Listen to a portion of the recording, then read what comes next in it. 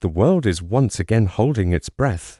Over the past few days, the rhetoric coming out of Iran has escalated to a level we haven't seen in a long time. The Iranian president has openly warned that the country is prepared for what he called a total war against the United States, Israel, and their Western allies. This isn't just another political statement. It's a signal, and it raises some very serious questions about where the Middle East and global stability itself could be headed next. So what exactly is happening? Why is Iran using language this extreme right now? And how close are we really to a wider regional, or even global, conflict? To understand the gravity of this moment, we need to look at the broader context, because this didn't come out of nowhere. Tensions between Iran, Israel, and the West have been simmering for years. We've seen a relentless cycle of sanctions, proxy conflicts, cyber attacks, assassinations, and military strikes, with very few off-ramps for de-escalation.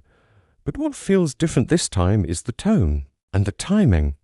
Iran's leadership is no longer speaking in vague warnings or indirect threats. The message is now blunt and direct.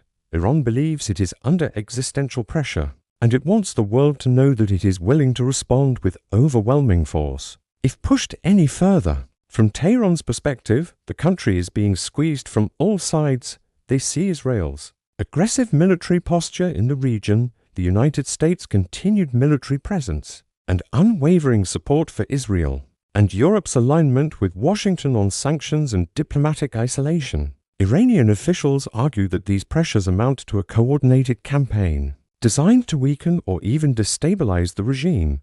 Whether you believe that claim is accurate or exaggerated, it doesn't really matter. What matters is that it clearly shapes how Iran sees its options, and when a country believes it has little left to lose, the risk of a miscalculation or a deliberate escalation increases dramatically. On the other side, Israel has made it absolutely clear that it considers Iran its most dangerous strategic threat.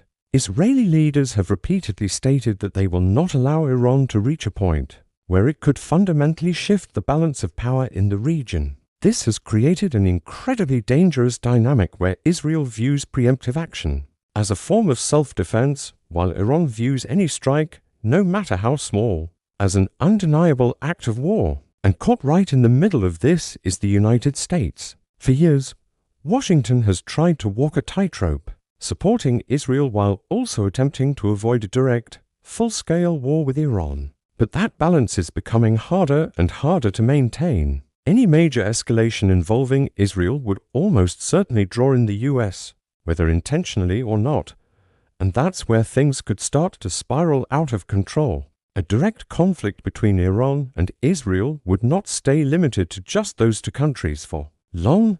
Iran has a vast network of influence and allies across the region in Lebanon, Syria, Iraq, and Yemen. Any major war would likely explode across multiple fronts, involving a storm of missile attacks, drone strikes, and severe disruptions to global shipping routes, particularly through critical choke points like the Strait of Hormuz. The economic consequences alone would be enormous. Energy markets would react instantly. Oil prices could spike to levels we've never seen before, sending shockwaves through the global economy.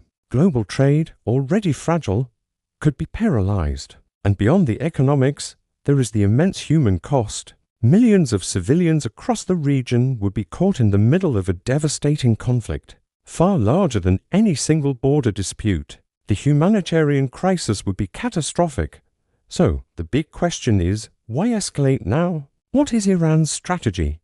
One reason may be simple deterrence. By speaking in such extreme terms, Iran might be trying to signal strength, hoping that the threat of total war alone will be enough to discourage any further action against it. In the high-stakes game of international politics, words are often used as weapons, meant to prevent actual fighting from ever starting. Another possibility is domestic pressure. Leaders who are under internal strain often look for external enemies to unify their population, rally support, and reinforce their own legitimacy at home. It's a classic move, but a dangerous one. There is also the broader geopolitical context.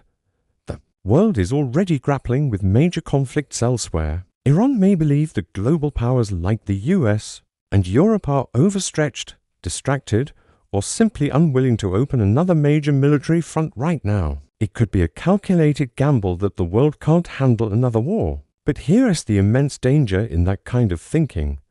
Deterrence only works if everyone interprets the signals the same way. History is filled with examples of wars that began not because leaders wanted them, but because signals were misread, red lines were crossed, and the situation escalated faster than anyone thought possible. A single strike, a single miscalculation, a single retaliation that goes just a little too far. That's all it takes to light the fuse. Right now, to be clear, there is no official, formal declaration of war. There are no confirmed large-scale troop mobilizations for an imminent invasion. But rhetoric matters immensely. When leaders start publicly preparing their populations for the idea of a total war, it fundamentally changes expectations. It lowers the political barriers to using force and dramatically narrows the options for diplomacy. The room for compromise gets smaller and smaller with every threat. So, where does this leave the world? In the immediate short term, a flurry of diplomacy will continue behind the scenes. Secret messages will be sent through intermediaries. Back-channel warnings will be exchanged quietly, even as the public statements remain aggressive and loud. In the long term, however, the underlying issues that got us here remain completely unresolved. As long as Iran feels encircled and existentially threatened, as long as Israel feels its security is on the line, and as long as the United States feels obligated to guarantee security in the region, the risk of a major confrontation will never fully disappear. It will always be there, just beneath the surface. This moment is a stark and chilling reminder of just how fragile global stability really is. A few key decisions, made by a handful of people in a few capital cities, could determine whether this remains a war of words or erupts into something far more destructive. The next moves on all sides will be critical, because once a conflict like this begins, history shows us one thing very clearly: controlling it is infinitely harder than starting it, and the consequences would not stay confined to the Middle East. They would reach everywhere. Thanks for watching. If you found this breakdown helpful, please consider liking this video and subscribing for more analysis on global events. Stay safe and stay informed.